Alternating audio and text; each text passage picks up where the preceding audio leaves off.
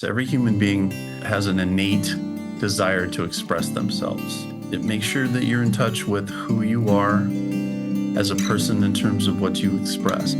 All these forces and all these elements that make you who you are have to come into whatever you're doing.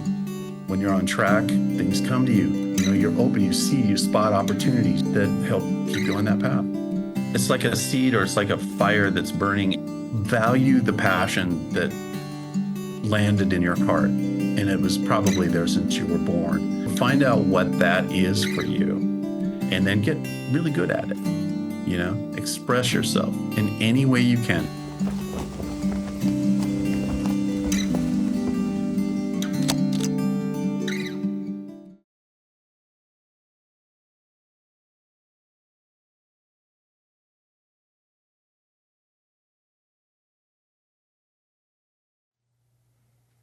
Hello, how are you?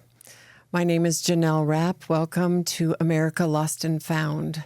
America Lost and Found has its roots in the disappearance of my sister, Gina Boss. Gina disappeared October 17th, 2000, after playing at an open mic night in Lincoln, Nebraska. She hasn't been seen since. And all these years, I've been working with the families of the missing. I've been working to find my sister, and I haven't found her. And I've learned so many life lessons from her disappearance. But the biggest thing that I've learned is don't miss out on your life because you're missing something. And we all have transformation. We all have changes. We all have left turns that suddenly come in our lives.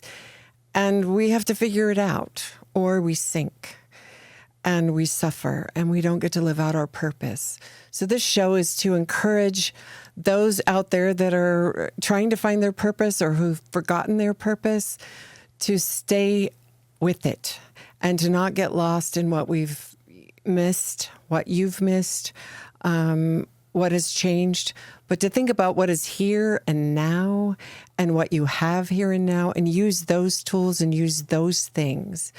And so one person that I know that I've invited to be here with us today is Marc Jackson. And I know that he has been able to do that throughout his life. The whole time that I've known him, he's constantly reinventing himself based on his circumstances. So what I'm saying I've had times in my life where I have lost something and it has felt like such a big loss, not just my sister, but other losses. And it has felt like such a big loss that I lose out on all the moments it takes me to heal from that instead of looking at my life and being grateful for what I have in that moment and using those things to fashion my next steps. And that's why we have Marc Jackson here today. Marc Jackson has been a music person since I've known him. He's an amazing singer-songwriter. He's an amazing guitar player. There's so many musical things that he is. He's a music producer. He helps artists to level up their songs for release and sync opportunities. He's a custom composer and problem solver and veteran music supervisor, which means he helps to find music for TV shows, for commercials, for movies. And he's worked with Warner Brothers, Disney, FX Networks, Sony Pictures, Netflix, Amazon, Paramount, Universal Pictures, Lionsgate. It just goes on and on with this guy. And I'm just so proud to know him. And I'm so proud to introduce you all to him. And he's really going to inspire us and teach us what it's like to use what you have to make something great out of it. Marc, welcome to the show. Hi. Thanks for having me. Yeah. Here. I'm so glad to have you here. I'm so glad that I know of you and that I've known you for so long, and you continue to inspire me with the way that you dig in and learn new skills and find new innovative ways to take your craft a little farther.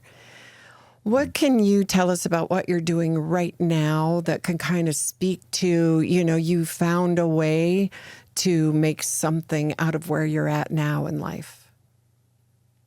Yeah, well, I started out like a lot of people in music, with the idea of being in a band and getting signed and doing all that. And I started my first band when I was 17. And that band went on to be signed to MCA, which is no more, but Curb MCA. Um, and we started out, with high hopes. We were involved with a movie called Voyage of the Rock Aliens back in the 80s. And we were sort of, a lot of our success was hinging on the release of this movie, and but the movie didn't come out domestically. It only was out internationally. So just like a lot of other bands, you're kind of, moved to the side at the label. And I actually, it's kind of rare, but I actually wrote a letter to the record company asking to be released from the contract because we weren't hearing anything about anything coming out. And because I wanted to get on with my career. So I ended up coming to Los Angeles. I was in Arizona at the time, and then was producing artists, working out of a studio called Air LA. Started a duo, late 80s, early 90s, kind of a duo, working with Paul Jackson Jr., who was an amazing jazz guitarist. He's played on all the Michael Jackson albums, and he's an amazing like studio musician. So going from there then to the artist side and then production side, eventually, I think what I want to speak to probably is just how life can sort of throw you a curveball, or you sort of get off track a little bit, and then what do you do about that? I'm a big fan of Joseph Campbell, and he was very big into comparative religions, and he says some very inspiring things like follow your bliss. If you follow your bliss, then helping hands come in your path to help you along once you find what that is. And for me, it's just always been making music. So I got off track for a little while. I became the director of research and development at an investment firm for a couple of years, just from going in as a temp. And it was very distracting because you go in as a temp, and then before you know it, you're an executive at a company and that you never went to school for, and you have no, I just absorb and learn. But I found myself sitting there in an office with a shirt and tie, and I remember feeling so off balance one day. I actually went in with the two pairs of the wrong shoes. I looked down at my feet, and I realized I was wearing one of each pair of shoes, and I started laughing, and I just couldn't stop. And I was just like, okay, this is a sign. I got to get out of here. And so I left that, and then I went to school for massage therapy. So I was a massage therapist for a year, and that was a great time because that was around 2000. That I was in school when 9/11 happened, and that was like the best place for me to be when that happened, because it was a very nurturing environment, and people were, there was just a lot of positivity surrounding me at the time. And then I just checked in with somebody who I had worked with briefly, who was in TV, and I did this short stint as a researcher for documentaries, and I just called the guy up, and he goes, "Hey, I think we might have something for you. Want to get back into it?" I go, "Yeah." So I started doing research, and it was a research project about vampires, and I went to Romania and followed the history of vampires, which was very interesting and fun. But when I got back, I started writing songs for the shows I was working on, and that caught the attention of the music person at the production company, and he wanted to move on to another position at somewhere else, and he recommended me to take a spot. So I didn't really have in my plan, to work with picture and music, but this just fell in my lap. But it's one of those things where, like, if you get on track, little helping hands come into play, and here I was, running this music department, and started writing to picture, and so it really educated me in terms of music licensing and music supervision and music clearance and music composition. And we had a full-time composer there, and he was graciously showing me everything he knows. And so that's really how it began. That's going to be 20 years next year. So that was 2005. So yeah, I just been kind of doing that ever since, That's you know. amazing. I love the Joseph Campbell reference and the whole bliss thing, follow your bliss and then things, helping hands will come. I Hmm. love the example that you showed that it actually happened. And you actually, when you were talking about being in the suit and the shoes and that kind of office, I actually felt a little dizzy myself thinking about it because I can't even imagine being in that situation, just a 9 to 5 and just that kind of pressure. Yeah, Well, it's when you I didn't know that because I never wore shirt and tie and, pleated pants or whatever.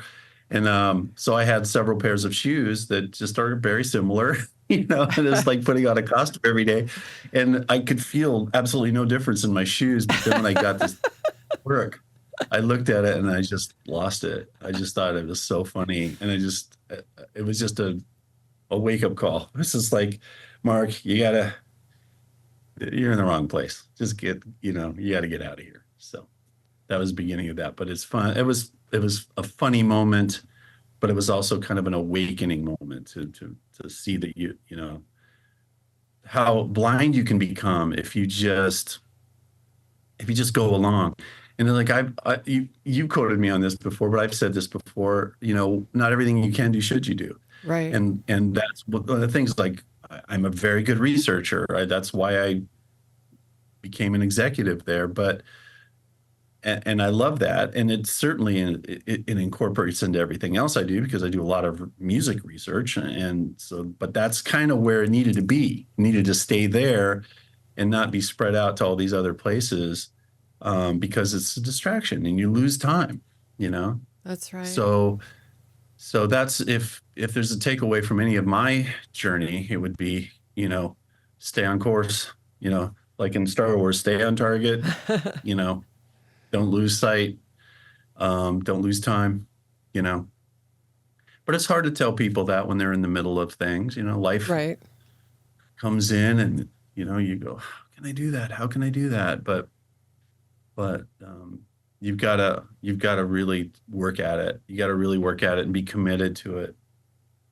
I have a recommendation for anybody who uh, has an idea what their life path is or wants to find out what that is. There's this book called Letters to a Young Poet by Rainer Maria Rilke, and he's a poet, a really amazing poet. And the gist of it is that he um, he had letters written to him from somebody who had gone to the same university that he had gone to and admired him.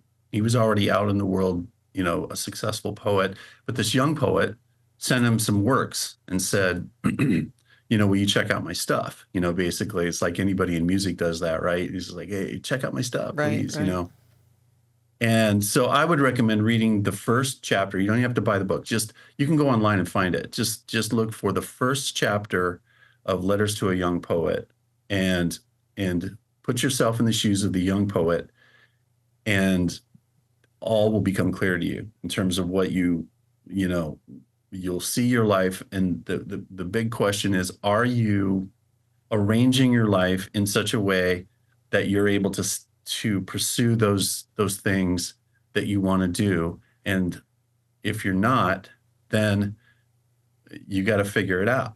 And you got to find those areas that are distracting or moving you in different directions, and start honing. His big thing is like, if it becomes apparent to you that you would die if you were unable to write. He's talking about this particular art form, which is writing poetry. If you would die not being able to write, if your answer is no, I'm okay, then you're in the wrong track. But if you answer that in your most honest place, that you know that the answer is yes, then you need to then arrange your life as best you can to facilitate that passion and stay with the passion. And and and that's where all the goodness flows from. That's where all it comes from. When you're on track, things come to you. People talk to you that you didn't realize. You're open. You spot opportunities. You spot conversations that help keep you on that path. That's amazing. Yeah, I love that. I think that the opportunities show up when we're awake to them. Sometimes we can get so discouraged from not having the success that we thought we would have that we don't see the opportunity that's really guiding us to the next place. And Right. like I was saying earlier, I've gotten in times in my life, I've gotten lost and Hmm. just so wallowing really in my loss that I don't see what I have right there in front of me. And I like how you're listing all these different skills that you've learned along the way. And what I found with me is, I have these crazy skills here and there, and I don't know where they came from or what they're there for. And then life calls for them at some point. So it's interesting Hmm. how these puzzle pieces come together and then all of a sudden, oh, that's why I learned that 20 years ago or 5 years ago or 10 minutes ago. Yeah, Sometimes it's actually that quick. But wow, to I stay on agree. track and practice staying on track, I think, everything's practice, everything. Hmm. Yeah. And the thing too is that you can get yourself caught up in very big moves in your life. Um, maybe getting with a partner that doesn't quite understand what you're doing, um, and that's rough because, you know, um, you can't just, if you're in a relationship or something that maybe isn't as nurturing as it could be for your passion or where you're headed, um, it's tough to work out, and you don't want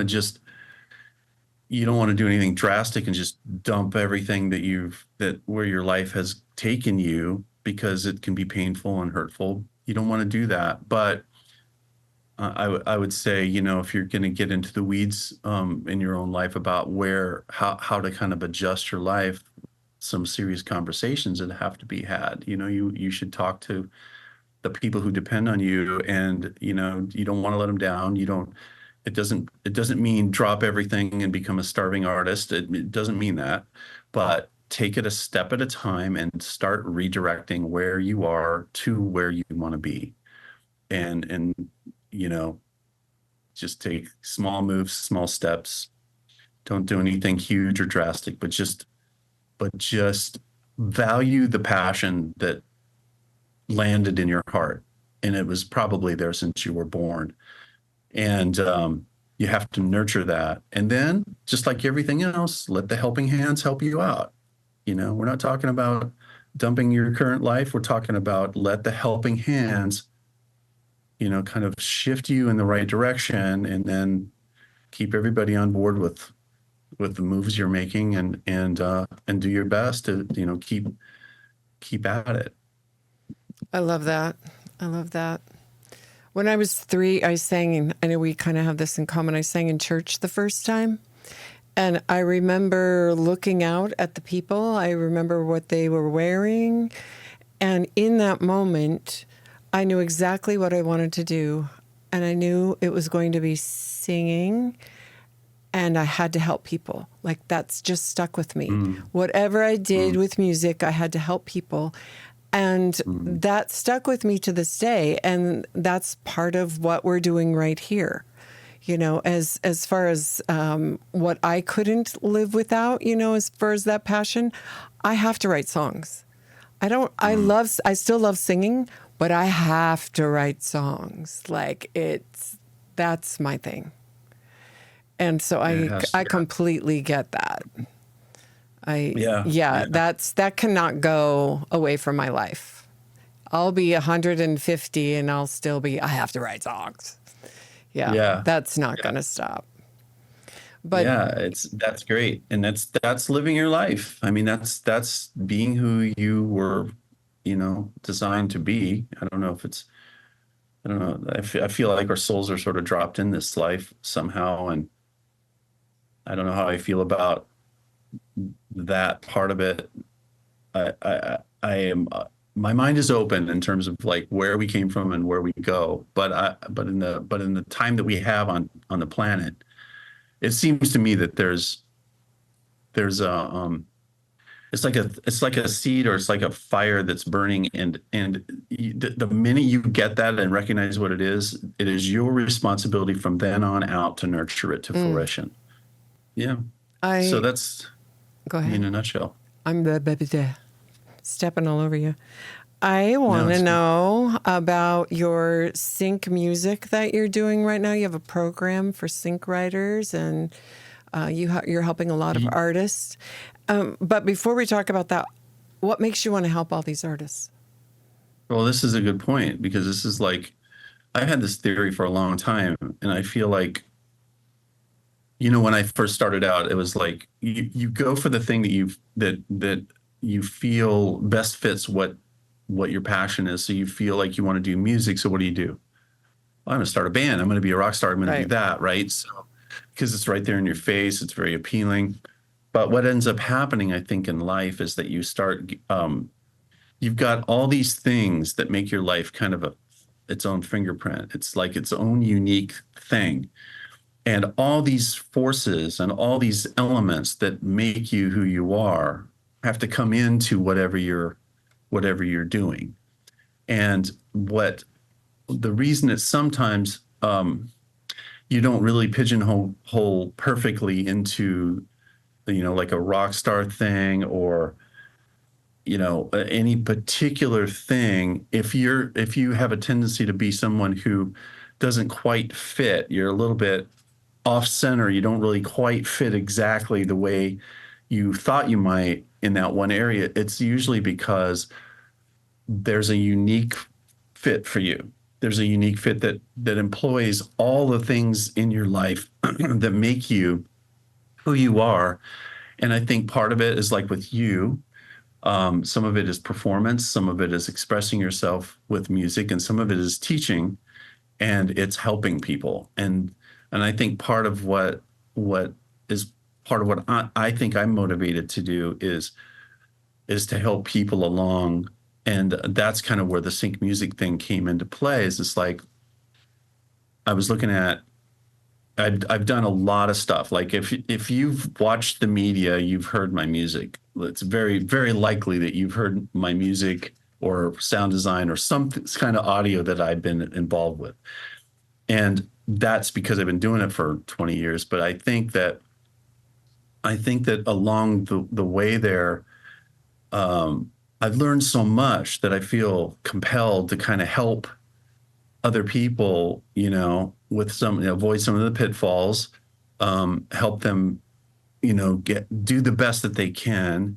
My main thing, I think, is like be objective about what you're making, whether you're an artist or you're a songwriter, or just even an accountant, anything that you do that you love and you do really well.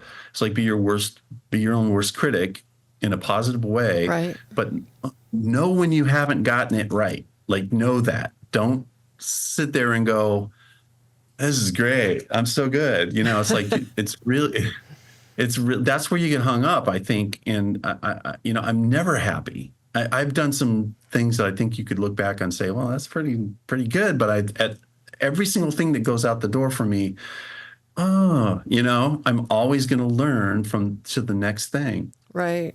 Uh, and I wanted to jump on something you said too earlier, where you said sometimes you'll do something even 10 minutes before, and then suddenly there's some need for it. Right. And that happens to me all the time.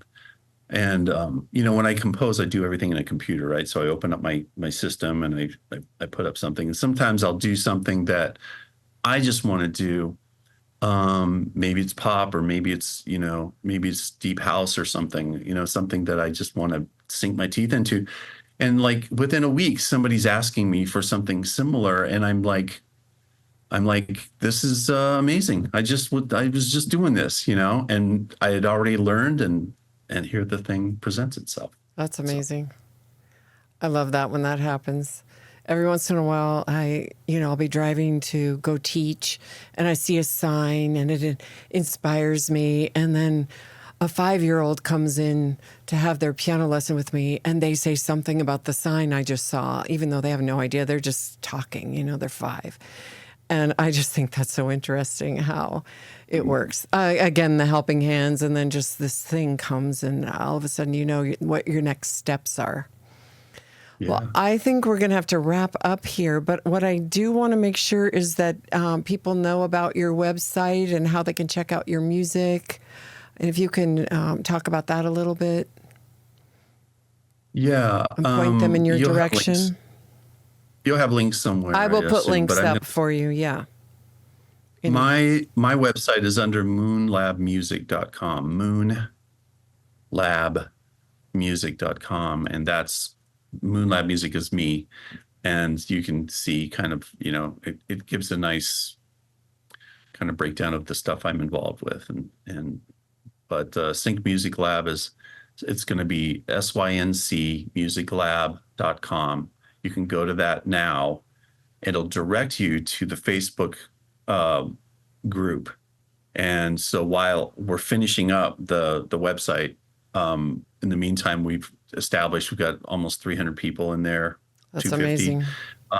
Of people all wanting to get involved with Sync and exchanging ideas and stuff. So I think a good place to start would be go to the website, syncmusiclab.com, hit that button, join the Facebook group, and then you'll be in the front row in terms of when we launch. So, and it's going to be pretty cool. That's exciting. So your purpose is to mentor those people. That's your purpose. Yeah, it's a way, and have people collaborate and work together.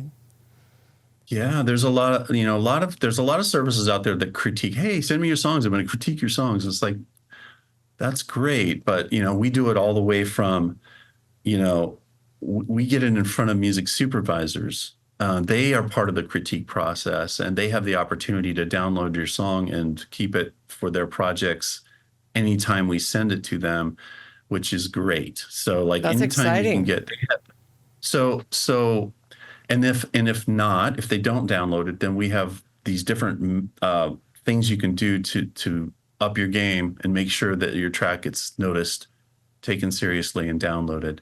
And because I'm a music supervisor, I look at this stuff every day. And so what I want to do is like help people, cut some corners and make sure that they're spot on when they send stuff to these people in the industry. So that's what it's about. That's exciting. I love it. I love it that you're using all the things that you've learned all these years to help others. Yeah. That's why I love you so much. Anyway, Marc, do you have any parting words? Any last words that you'd like to say to people to encourage them? Just really, check your heart, find out, make sure that you're in touch with who you are as a person in terms of what you express. Every human being has an innate desire to express themselves. For bad, for good, for better, for worse. And social media is a good example of that. Everybody wants their voice to be heard, and they go, and they just click away. And a lot of it's just a bunch of stuff coming out. But really the bottom line is people want to express themselves. They want to be heard and they want to be understood. So find out what that is for you and then get really good at it. Express yourself in any way you can. If it's being a parent, do that. If it's being, any person in business or whatever, all of it requires creativity. All of it. Every single thing you do requires creativity. That's why we are human. That's what we do. So like always tap into the creativity. Read a book by David White, Whyte. Trying to think of what the name of it is. Just look up David White. And is it about creativity? Or it's about creativity and bringing all of who you are in any vocation that you work in. I love it. In all of them. So it's like, that was really, really inspiring to me. maybe you can I'll give you I'll find the title. Yeah, I'll It's try been to a while. put that up there. Yeah, it's for been a people. while since I looked at it, but it's such a good book. I mean, it changed my life. It's really, really good. All That's right. it. Thank you so much, Marc Jackson. It was so good to spend some time talking with you. Thank you for tuning in today. Thank you for being here with us on America Lost and Found. I will see you next time. Bye.